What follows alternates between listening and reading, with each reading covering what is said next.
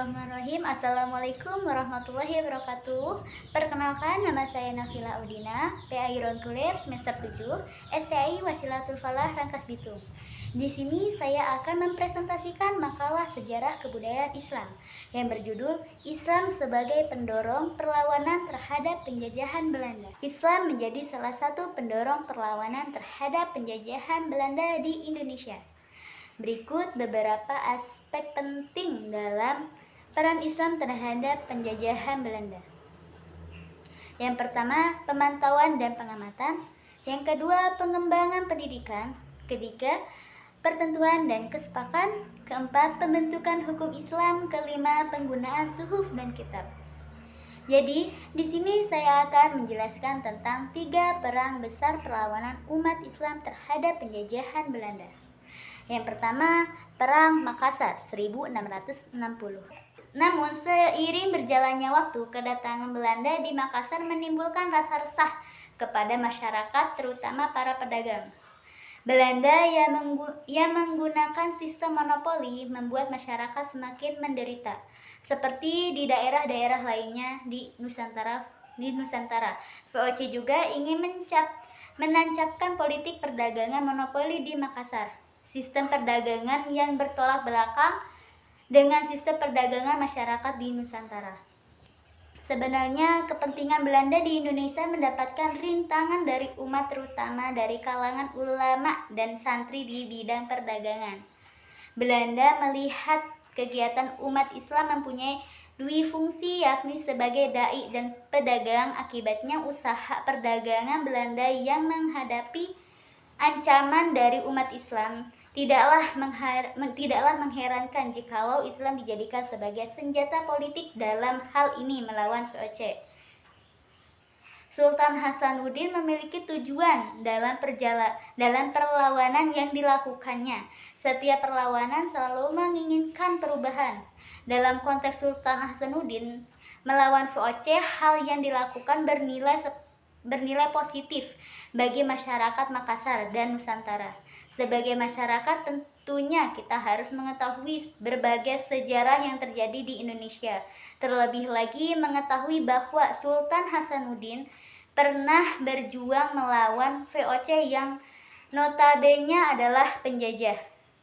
Hal itu merupakan sebuah peristiwa penting bagi bangsa Indonesia dan umat Islam. Bukan hanya sekedar mengetahui bahwa dari bumi Makassar dahulu terdapat seorang sultan yang gagah, prakasa, dan berani melawan penjajah.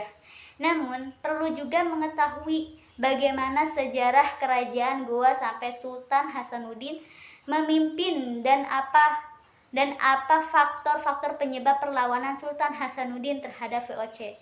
Kemudian, bagaimana bentuk perlawanan yang dilakukan Sultan Hasanuddin terhadap VOC. Selayaknya kita sebagai umat Islam memahami dan mengetahui apa yang dilakukan Sultan Hasanuddin. Baik, yang kedua, peran Diponegoro, Perang Jawa atau yang lebih dikenal dengan Perang Diponegoro 1825 sampai 1830 Masehi. Merupakan salah satu perang besar dalam sejarah perlawanan rakyat Indonesia melawan kolonial Belanda. Untuk pertama kalinya, pemerintahan kolonial Belanda menghadapi suatu pemberontakan sosial yang mencakup suatu bagian yang besar di pulau tersebut. Bagian terbesar Jawa Tengah dan Jawa Timur serta banyak wilayah daerah pantai utara yang terlibat dalam pemberontakan ini.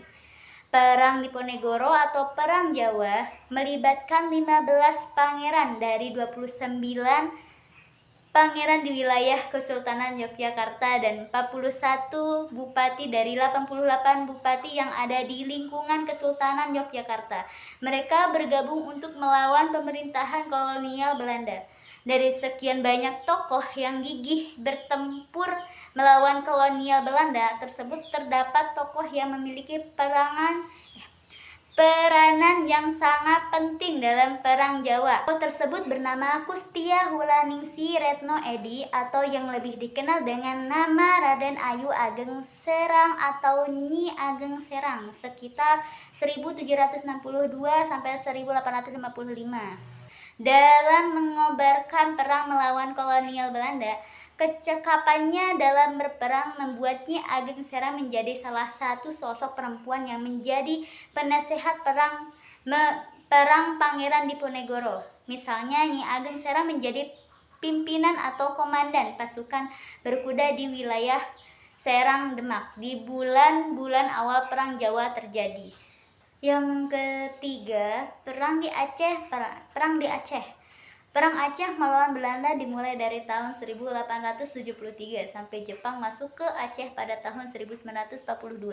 Belanda melancarkan penyerangan habis-habisan terhadap Aceh yang kemudian dikenal dengan sebutan Perang Aceh. Belanda. Sejarah Aceh adalah rangkaian kisah tentang heroisme kedatangan Jenderal Holler pada Rabu 26 Maret 1873 didukung oleh pernyataan resmi kerajaan Belanda. Lalu kemudian serangan dilancarkan Belanda terhadap Aceh pada 5 April 1873 di bawah kepemimpinan Holler. Serangan pertama ini kemudian mengalami kegagalan, namun tak lama berselang Belanda kembali melanjutkan percobaan kedua dengan strategi dan kekuatan baru. Alhasil pada percobaan kali ini Belanda menduduki Kutaraja 1874. Namun demikian Kesultanan Aceh masih berdiri dengan sultan yang masih berkuasa.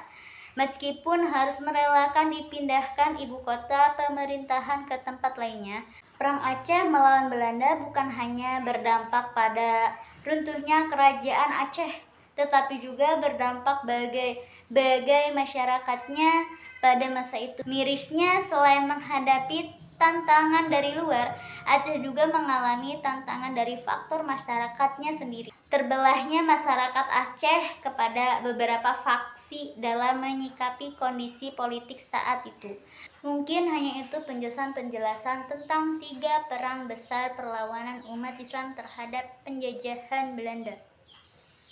Mungkin teman-teman juga pasti ada pertanyaan tentang ketiga perang besar tersebut. Seperti pertanyaan ke-1, apa yang menyebabkan Perang Makassar pada tahun 1660? Pertanyaan kedua, bagaimana hasil Perang Diponegoro pada tahun 1830? Pertanyaan ketiga, apa yang menjadi penyebab Perang Aceh pada tahun 1873? Mungkin langsung saya jawab saja 3 pertanyaan tersebut. Yang pertama, apa penyebab Perang Makassar pada tahun 1669? Jadi Perang Makassar pada tahun 1660 dipicu oleh konflik antara Kerajaan Goa dan VOC, perusahaan dagang Belanda yang berusaha untuk menguasai perdagangan rempah-rempah di wilayah tersebut. Pertanyaan kedua, bagaimana hasil Perang Diponegoro pada tahun 1830?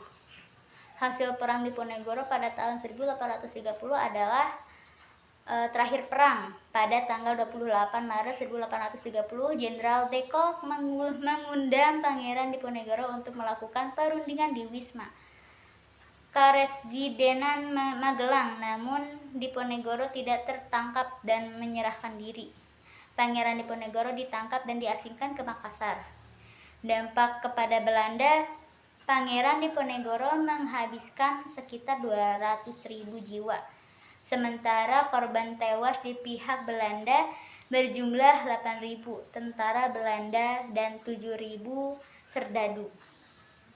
Dampak kepada Jawa, sebagian besar wilayah di Jawa Tengah dan Jawa Timur mengalami penyerangan oleh Belanda setelah Perang Diponegoro berakhir. Akhir perang, Pangeran Diponegoro menjadi perang terbesar selama masa pendudukan Belanda di Indonesia dan menunjukkan semangat perjuangan rakyat Jawa melawan penjajahan Belanda.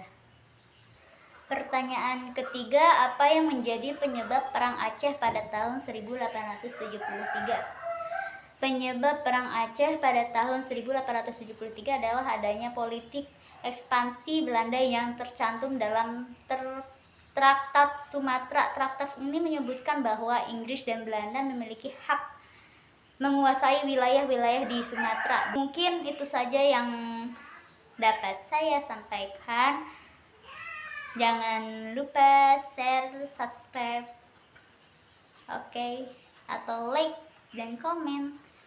Nun wal qalmi wa yasturun. Wassalamualaikum warahmatullahi wabarakatuh.